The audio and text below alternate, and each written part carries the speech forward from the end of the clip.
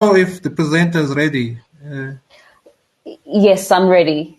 Oh, you're ready. Thank you. Yes. Yeah, our next presenter, who is also going to be talking on a related topic. The presentation will be the assessment of workload planning and management compliance in the railways. The presenter is Ms Sethunya Matsie. She's a technical specialist at the Rail Safety Regulator. We see from her bio that she's an ergonomist, a researcher, and writer, and that she also holds a Bachelor of Science degree in Human Kinetics and Ergonomics, as well as a master's degree. It's your turn now, Sethu. Thank you, Mr. Mtwa. I just want to make sure I'm sharing this. I hope everyone can see my slides. Yes, we can. Go ahead. Wonderful. Awesome. Thank you for that introduction. As Mr. Mtwa said, my name is Sethunya Matsie, and I'm a technical specialist within the Safety Permit Management Department. So this paper I'm going to be presenting today was a report that I did early in the year, and it's titled An Assessment into Workload Planning and Management Compliance Within the Railway Industry. Workload planning and management refers to managing task demands during the completion of work to safeguard and optimize human performance, safety, health, and comfort. Workload planning assesses the impact of new and existing tasks, job interface designs, task demands, and task designs. It assesses the above to increase productivity while maintaining safe operations. So workload is usually considered whenever an organization is planning personnel sizes, and work function allocations are usually done as part of workload planning. Just to give you some background on this, the RSR developed the Human Factors Management Capacity Building Framework. I shall refer to it from now onwards as the framework. It developed this document in 2019 with the aim of providing guiding principles for railway operators whenever they want to control the insufficiencies in the management of workload planning, vacancies, and competencies.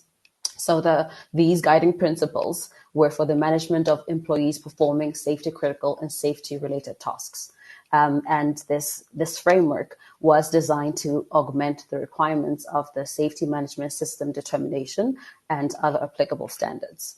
So the objective of the report that I did was to assess the extent to which railway operators comply with the requirements to manage workload planning as outlined in the SMS determination.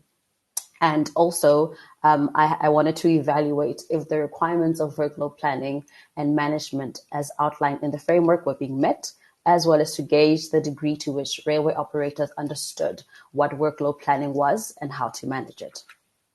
So I did this by examining the information submitted under element 9.1.4 of the SMS determination as part of the safety permit application process. And I looked at safety permit applications for the 2020-2021 financial year period.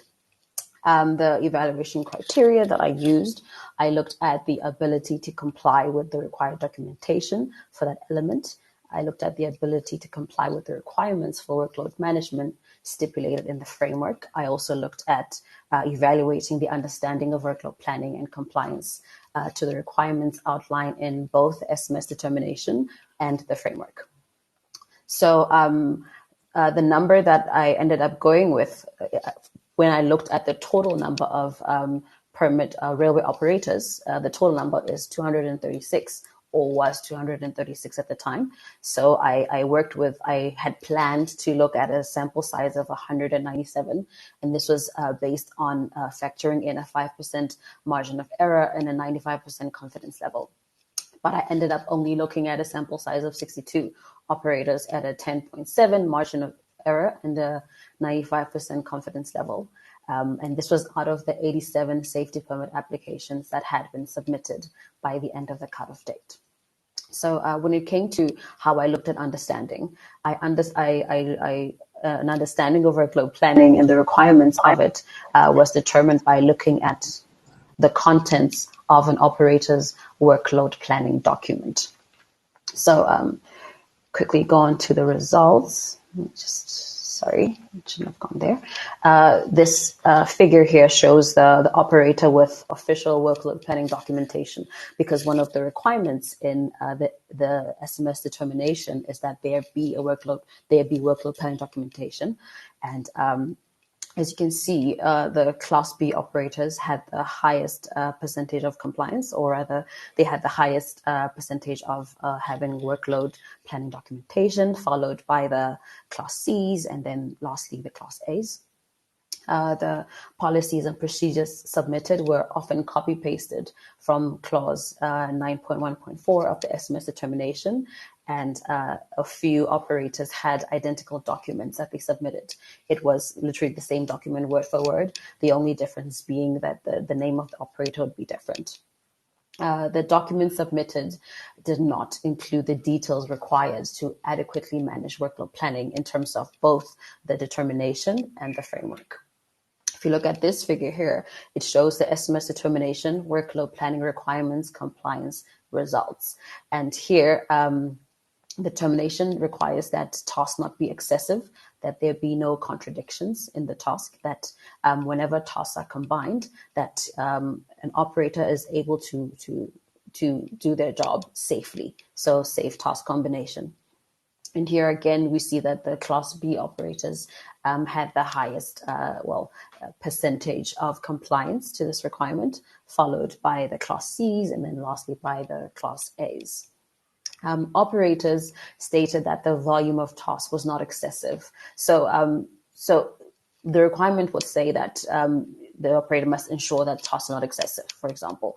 And operators would often just state this, would say tasks are not excessive, or there are no contradictions, or whenever tasks are combined, work can be operated safely. However, they had not conducted any workload, rather, they didn't submit evidence that they had conducted workload assessments or task analysis or risk assessment to determine this. So, because ideally, before you say the tasks are not excessive, you need to have done an assessment or an analysis of some kind in order to say this. And many operators deemed their operations free from workload risks via what it seemed to me, a supposition. If you look at the next one, this figure here shows essentially the compliance results to the framework, and the framework looked at it provided guidance on operators needing to have a task analysis, risk assessments, to evaluate the risk, to set limits, to review, to monitor, and to integrate. And all of the operators had less than 20% compliance to the workload planning and management framework guideline. And many of the operators may not be aware of the workload planning and management framework or know how to apply it. Because if we look at the figure, once again, the Class B operators seem to have a higher percentage of compliance. And usually is followed by Class Cs, but the Class Cs didn't have a lot of the documentation. Part of this could also be because they don't have a lot of safety critical grades employed.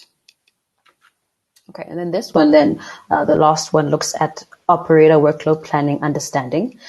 Here I was looking at whether or not they understand workload planning, and then whether or not they understand the requirements. Again, you'll see that Class B operators were rated the highest, having the highest understanding of workload planning, but the lowest, I suppose, not lower than Class Cs, a lower understanding of the requirements. And it appears that operators had a very limited understanding of workload planning requirements and a limited understanding of workload planning as a concept. And Class C operators seem to have the poorest knowledge of workload planning. Yeah. And then Class... Hello? Time to wrap up. Class C. Okay.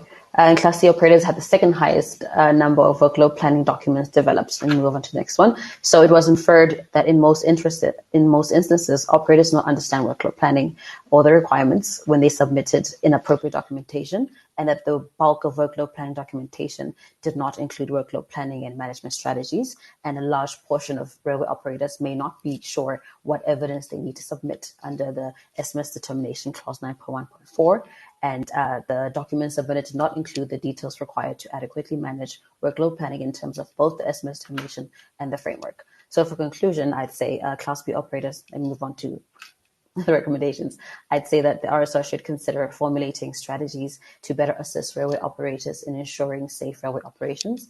They may also consider investing in additional resources to familiarize operators with the concept of workload planning and the requirements for the management of it.